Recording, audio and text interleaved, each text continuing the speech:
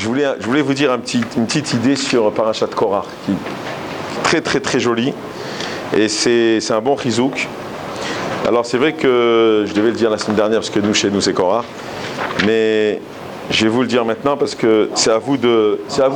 En France c'est Korach, c'est vrai, mais nous ça nous est égal. Mais par contre, si vous regardez l'Aliyah Hamishit, dans Parashat Korach, dans l'Aliyah Hamishit, il y a une très jolie... voilà, excusez-moi. Il y a une très belle idée que je voulais vous dire, vraiment à retenir. Vraiment à retenir, comme ça vous avez ça dans votre poche, et vous allez partout avec cette petite idée, je trouve qu'elle était très belle. Et je l'écoutais, en fait, je suis parti cette semaine, j'ai eu la chance d'assister, et je vous le souhaite aussi, d'assister à la Messibat Chumash de mon petit-fils. Alors, je voyais les grands-pères là-bas. Je me suis dit, tout le monde croyait que j'avais un fils, quoi. J'ai dit, non, c'est mon petit-fils. Tu sais, c'est quand même... bon, alors ils m'ont mis au milieu, on a dansé avec les grands-pères et tout. J'ai dit, j'étais là. Baruch Hashem. Non, Baruch Hashem, il y en avait de mon âge et tout, qui avaient des gosses de 4 ans, 5 ans. Bien, il y en a Kol Echad, les filles à Zéchelo. Mais Baruch Hashem, ça fait plaisir de voir son petit-fils à Neched, de voir son petit-fils comme ça chez Messibat Chumash, chez Dma'ot Bainaim. Az Rav Kook Shama, à Menaël. Le Rav Kook, le dirigeant, celui qui s'occupe du Talmud Torah, il a dit quelque chose de très intéressant. Il a dit que quand on va dans la 5e montée, alors c'est quoi la 5e montée? C'est qu'en fait, après la marloquette de Korach, vous savez que la marloquette, ça fait des dégâts. Même quand on a l'impression que c'est terminé, c'est pas terminé. Puisque même quand après qu'il y a eu la vérité qui est sortie, puisque Korach il est tombé, d'accord, sous la terre, on dit pourquoi Korach finalement il a eu cette punition? Pourquoi il a eu cette punition qu'il est sous la terre? Alors on dit que Moshe Rabbeinu il était un Anav Mikol Adam, il se prenait pas plus que le poussière de la terre. Alors comme Akadosh Baruch Hu, il a dit, écoute, tu es en dessous de Moshe Rabbeinu, tu es le deuxième, mais en dessous de Moshe Rabbeinu, comme lui il était rien, c'était comme de la poussière, alors en dessous de lui c'est sous la terre. Donc en fait sa punition c'était... Mais ce dégât incroyable de la marloquette, ça a continué puisque les gens ils étaient complètement confus. C'est qui le maître, c'est qui le leader, c'est qui le mani, qu'est-ce qu'on fait? Et là, Akadosh Baruch Hu, il a dit, Perek Hamishi, il a dit à Aaron, on va faire un test, et on va tous, tu vas te dire à toutes les tribus, les 12 tribus, tu vas prendre leur bâton, et vous allez marquer votre nom. Vous savez comme on met le nom sur les vêtements là. Alors, tu m'as marqué le nom sur le bâton, et tu vas le mettre à Ohel Haïdout. Ohel Haïdout, c'est... On attend d'assignation, c'est là-bas qu'il y a la Shrina, c'est là-bas que ça va se décider. Et là-bas, ils vont décider, c'est marqué dans la paracha, que le bâton qui va fleurir, d'accord, le bâton qui va fleurir, ça va être lui qui va être le leader. C'est lui le manig. Et vous connaissez l'histoire, vous regardez la Chumash, c'est marqué que qui c'est qui a fleuri, quel bâton a fleuri? Celui de Aaron. Bon, ça c'est l'histoire. Très bien, donc c'est Aaron le leader, très très bien. Maintenant, il y a un Baal HaTurim dans Parashat Shmot à propos des serpents. Tu connais ça, Hillel, ce Baal HaTurim? J'ai dit cette semaine. Et le Baal HaTurim, il dit comme ça. Il dit que au moment où Aaron il a jeté son bâton, ce fameux bâton, parce qu'on dit, c'est pas le bâton chez Rabbeinu, c'était Aaron, il a jeté le bâton. Et ce bâton, en fait, il a mangé les serpents des magiciens. D'accord? Alors c'est marqué que Baal HaTurim ramène un midrash, comme quoi ce bâton, dans la paracha chez nous de Korach, de la même manière que le bâton de la paracha de Korach, il a mangé, il a avalé les bâtons des Shvatim, ainsi il a avalé les bâtons des magiciens. Alors c'est un miracle. Alors je peux comprendre l'histoire des magiciens. Il a dû avaler les autres bâtons parce que pour faire le miracle, pour montrer, voilà, Paro, c'est nous le... Tu rigoles pas, c'est nous les vainqueurs. On a gagné quelque chose. Mais pour l'histoire de Korach, alors il n'y a pas besoin d'avaler les bâtons, que le bâton qui fleurisse, c'était lui qui allait gagner, et les autres n'allaient pas fleurir, et là c'est tout. Il dit le Baal HaTurim, incroyable, il dit, les bâtons ils étaient obligés de fleurir. Pourquoi? Parce que quand tu mets ton bâton dans le Moed, dans la tente d'assignation, à la Shrina, si tu te connectes, si tu te lis à la Torah, que ce soit avec ton argent, que ce soit avec ton corps, que ce soit avec ta chokhma, eh bien tu fleuris. T'entends Raphaël? Incroyable. Il ne faut pas dire ça comme ça. Quand tu es connecté avec la Torah, quand tu es connecté avec le Beth HaMidrash, que tu veuilles ou pas, tu es connecté, tu fleuris. C'est marqué Tzadik Atamar Ifrar. Sofet Tevot Korach. Même Korach, avec tout ça, à la fin des temps, on va prendre sa chita, et il va fleurir. Ifrar, il va fleurir. Parce que tout celui qui est en connexion avec la Torah, il est obligé de fleurir. Et Rabbi Moshe m'avait dit, quand j'ai dit ça, il m'a dit quelque chose d'intéressant, il m'a dit Shlomo HaMelech au Beth HaMikdash, il avait planté un arbre en or. Et de cet arbre est sorti des fruits à Perot Ayum Bezaav, d'accord? Cet arbre en or, il y a eu un miracle, il y a eu des fruits qui sont sortis en or. Tu imagines dans ton jardin, Raphaël, tu mets de l'or, tu mets un lingot d'or, je sais que tu en as pas mal. Tu mets un lingot d'or, et puis d'un coup, il y a un autre lingot qui sort. Et un autre lingot, il y a un... Des pastèques. Attends, t'imagines ça? T'imagines un lingot d'or? Shlomo HaMelech, il a mis un arbre en or, et ça a sorti des... C'est incroyable. Pourquoi? Parce que quand tu plantes quelque chose dans le Kodesh HaKodashim, quand tu plantes quelque chose au Beth HaMikdash, quand tu plantes quelque chose au Beth HaMidrash, tu es obligé de sortir. C'est obligé que ça fleurit. Tu peux pas ne pas. Alors il fallait un Nes, il fallait un miracle. Extraordinaire ce Baal HaTurim. Il fallait un miracle. Salomon, c'est un vrai miracle. Il fallait un miracle pour que. Il fallait que le miracle, que les autres bâtons des tribus avalent, soient avalés par le bâton de Aaron. Sinon tous ils auraient fleuri, on n'aurait pas pu. Il fallait faire un miracle spécial. Voilà ce qu'on doit retenir à Botaï. À la fin, ça fleurit. À la fin, on est connecté. À la fin, on peut pas. C'est celui qui touche à la Torah, comme il a dit Rav Friedman la semaine dernière. Celui qui va à la yeshiva, Rabbi Akiva. D'accord, toute l'histoire de Rabbi Akiva, que son beau-père il voulait pas lui donner de l'argent, et il a fait un éder. Il a dit non, t'as pas fait de néder parce que si tu savais que ton gendre il allait étudier la Torah, tu l'aurais jamais déshérité. Donc finalement, c'est comme si qu'il n'y a pas de néder. L'opotrim benolad, je ne peux pas expliquer tout ça, mais vous avez compris que les maïsés, celui qui va à la yeshiva, c'est comme si il a réussi déjà depuis le début. Voilà, c'est ça qu'il faut savoir. Toutes les investissements.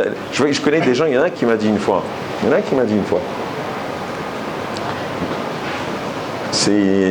Je crois que ses parents, ils habitent à Beit Vagan. Alors, j'aime tous ces enfants, ils ont réussi dans la Torah.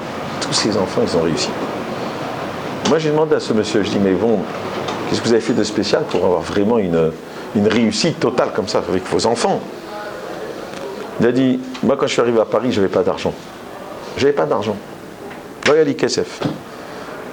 Les chalem à Srar Limoud. Voyali Kesef. J'avais pas d'argent. Vafilo Achi, quand même, j'ai payé l'argent, les écoles pour les enfants. J'avais pas d'argent, c'est l'école juive. J'aurais pu le mettre en bas de la maison, l'école privée publique, avec Mohamed, avec tout le monde. J'aurais pu. Non, j'ai dit je vais le mettre avec les juifs. Je vais le mettre à l'école juive pour le chinour. Et voilà, cet investissement, cette connexion, c'est parce qu'il n'avait pas d'argent, il a quand même investi. Vous savez, aux États-Unis, pour payer le GAN des enfants, c'est $30,000 l'année. Le GAN. Il a 4 enfants, il fait $120,000. Incroyable. Ici, bon, on paye les dirotes. Il n'y a qu'en France. En France, ni ils payent l'école, ni ils payent pour le mariage, rien. Ni ils payent la dira, rien du tout. Et alors, qu'est-ce qui va sortir de nous? Il faut s'investir. Aux États-Unis, ils investissent. Ici, ils investissent pour les enfants. Mais cet investissement, ça fleurit à la fin. Comment tu réussis? Comment tu as réussi? Parce que j'ai investi. Tant tu investis, tu gagnes. Tu n'investis pas, tu n'as rien. Les gens, ils veulent rien. Ils veulent le super résultat, mais ils ne veulent pas investir. Si tu n'investis pas, tu n'as rien du tout. Bon, ça, c'est ce que je voulais dire. C'est déjà un premier chidouche. Ça va, Hillel? Un premier chidouche que je voulais dire. Maintenant, une deuxième chose aussi qui est très importante. Alors maintenant, on passe à Parashat Rukat. Zot Rukat Torah. Et après, Zot Rukat Torah. Et après, c'est marqué Zot Rukat Adam. Zot Rukat Adam. Adam, la Gemara dit Adam velo nochri. D'accord? Zot Rukat Adam. Adam velo nochri. Asma. Alors, vous connaissez le Rachaim. Un Rachaim extraordinaire sur cette paracha qui explique qu'il y a, quand quelqu'un décède, donc il dégage une certaine impureté. Donc c'est un générateur d'impureté. Et tout celui qui est en présence dans la tente ou dans la demeure où se trouve cet homme maître, il peut être impur. D'accord? Parce qu'il dégage cette impureté. Et c'est marqué, c'est pour ça que Paradouma, il vient donc répondre à cette impureté, elle vient rendre les personnes qui se sont fait impurifier, ils deviennent purs, grâce à la Efer Apara. D'accord? Maintenant, le Rachaim dit quelque chose d'incroyable, il dit, pourquoi c'est Dafka chez le juif? Pourquoi le juif, il est Dafka impur? Parce que le goy, il n'a pas d'impureté. Le nochri, il n'a pas d'impureté. C'est-à-dire que s'il décède, il ne peut pas transmettre de l'impureté. Personne, même si on le touche, l'homme, il n'est pas impur. Il n'a pas besoin de passer le processus de la paradouma. Il n'est pas impur. Quelle est la différence entre un juif qui est au contraire un juif qui a de la gdusha, lui d'Afka, tu vas dire qu'il est impur, et le goy qui n'a pas de gdusha, il n'a pas les Torah mitzvot, d'accord, le non-juif il n'a pas de Torah mitzvot, il n'est pas impur. Alors quoi? C'est le contraire. Nous on est impur et lui l'autre il n'est pas impur. C'est la question du Rachaim. D'accord? Il y a une autre question où on va répondre avec le même yesod. On va répondre avec le même yesod. C'est-à-dire la même règle. Il y a une autre question. On sait très bien qu'une femme qui accouche, elle a de l'impureté. C'est un garçon 1 semaine, c'est une fille c'est 2 semaines. D'accord? C'est ce qu'on a étudié il n'y a pas longtemps. Donc, Yoledet, une femme qui accouche, Yeshla Touma.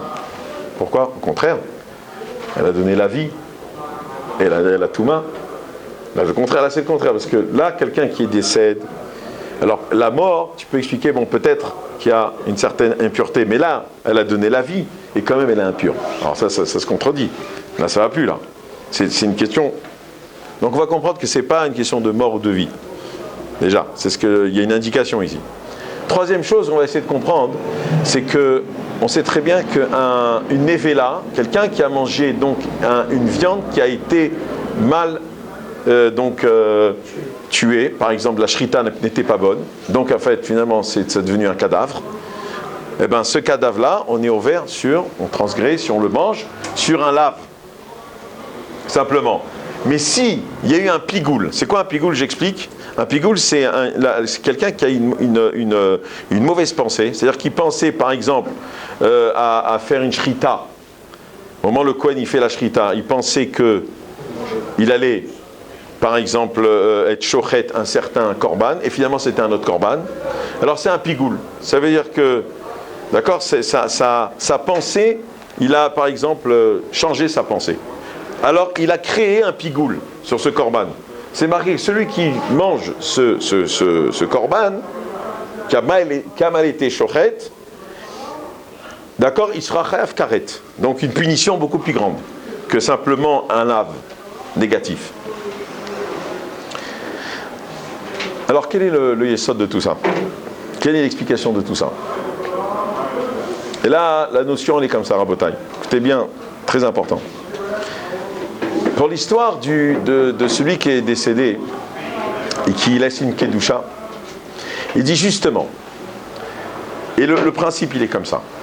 Le principe il est que lorsque on a goûté à la kedusha, lorsqu'on est rentré dans un monde kadosh, grâce par l'intermédiaire des mitzvot, quand une femme elle est enceinte, elle est kedusha, elle a une certaine relation avec Akadosh Baruch Hu, puisque Akadosh Baruch Hu, il est quelque part associé dans l'enfant qu'elle est en train de créer. Donc elle a une relation, une femme enceinte, elle a une relation avec la vie, mais plus que ça, elle a une relation avec Akadosh Baruch Hu, puisqu'elle a quelque part maintenant, elle est associée, partenaire avec Akadosh Baruch Hu.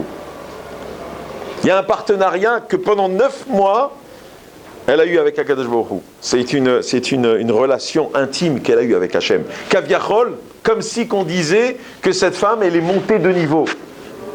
Donc, un juif qui pendant sa vie, il est monté de niveau, c'est-à-dire, il a fait des mitzvot, il a fait de la tzedaka, il a étudié la Torah, il est monté de niveau. D'accord? Cette femme enceinte, elle est montée de niveau. D'accord? Donc elle s'est remplie de kedusha. Dès lors, et c'est ça la règle, dès lors qu'il y a de la kedusha qui s'est installée quelque part, et que cette kedusha, elle est partie, alors la touma remplace cette kedusha.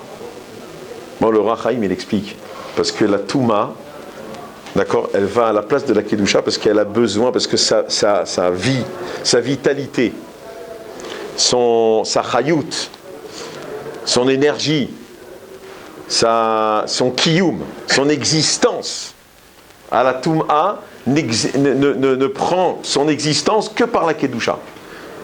D'accord? C'est que par la Kedusha. C'est pour ça qu'il y a un concept aussi, il y a une notion de vampire. Vous savez, le vampire, ça existe. Le vampire, c'est celui qui suce le sang parce qu'il a besoin quelque part de sang. C'est pareil. Il dit que la sitra achara, c'est comme des vampires. Ils viennent, ils prennent une personne et ils lui prennent ses mitzvot. C'est pour ça que des fois, il y a des gens qui font tchouva. Il dit c'est le Yetzirah qui leur fait faire tchouva parce qu'il n'a plus d'oxygène. La sitra achara, la touma n'a plus d'oxygène. Alors il a besoin de mitzvot. Il a besoin de gens bien. Alors il les rend bien et après il les jette. Vous vous rendez compte? Ça c'est le Yaharot Vache qui dit ça. Donc en fait, l'idée Rabotai, elle est comme ça. L'idée, elle est que dès que c'est quelque part la Kedusha s'est installée quelque part, et bien quand cette Kedusha elle s'en va, donc quand quelqu'un meurt par exemple, sa Neshama elle remonte, alors cette Kedusha, eh bien elle doit être remplacée par la Touma parce que cette Touma elle a besoin de prendre son existence à travers cette Kedusha. Donc elle va puiser sa vie, son existence à travers ça. C'est pour ça que cette femme enceinte, elle a eu cette relation avec Akadosh Baruch Hu, et que lorsqu'elle a quitté, lorsqu'elle a accouché, donc elle a finalement, ça y est, elle a laissé un vide, puisque cette relation qu'elle avait avec Hachem, ça y est, elle n'existe plus. Alors elle a laissé un vide, alors maintenant la Touma elle s'installe. C'est pour ça que c'est un garçon ou une fille, il y a une Touma qui s'installe. Maintenant plus que ça, l'histoire du pigoul c'est exactement pareil. Si simplement on a fait une shrita et on a simplement raté la shrita et donc c'est devenu un cadavre, bon, il n'y a pas eu de kedusha spécial qui s'est installé, donc il n'y a pas de touma. C'est pour ça que le transgresser, manger, c'est une transgression. Mais le pigoul, c'est un korban. Le korban, on l'a élevé. C'est un sacrifice. Il a eu, lui, une élévation de kedusha. Dès lors qu'il y a eu un problème dans la shrita de la kedusha, alors là, il y a de la touma qui s'installe, et donc c'est pour ça que c'est chayav karet, c'est pire. Maintenant, ce qui est intéressant aussi, je vais terminer, c'est qu'on sait que le Kohen, qui a une certaine kedusha, il n'a pas le droit de se marier qu'une divorcée. Pourquoi? Il dit parce qu'entre une femme et un homme, il y a la Shrina Benehem, il y a Kadesh Baruch Hu. Le Shalom Bayit, c'est qu'il y a le nom d'Hachem entre une femme et un homme. Dès lors que même qu'il y a des disputes, ou Chas Veshalom, un divorce, Kaviachol Kadesh Baruch Hu, il s'en va. Il dit que ce départ d'Hachem par rapport au couple, va laisser un vide dans le couple, et quelque part, cette femme ou cet homme peut porter en eux une certaine touma.